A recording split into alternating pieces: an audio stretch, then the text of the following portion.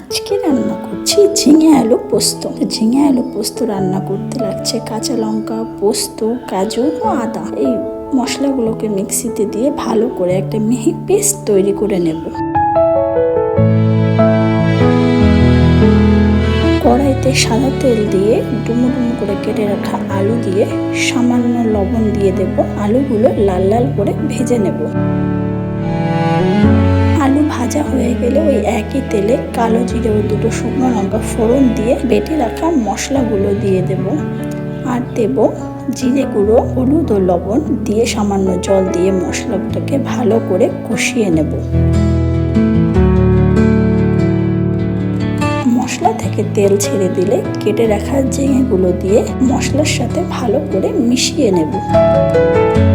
মশলার সঙ্গে ঝিঙে ভালোভাবে মেশানো হয়ে গেছে। এবার উপর থেকে ভেজে রাখা আলু, সামান্য চিনি ও সামান্য জল দিয়ে 5 মিনিটের জন্য ঢেকে দেব। 5 মিনিট পর ঢাকনা খুলে বেটে রাখা পোস্ত ও ওপর থেকে কাঁচা সর্ষের তেল দিয়ে নামিয়ে নিলেই রেডি হয়ে যাবে ঝিঙে আলু পোস্ত।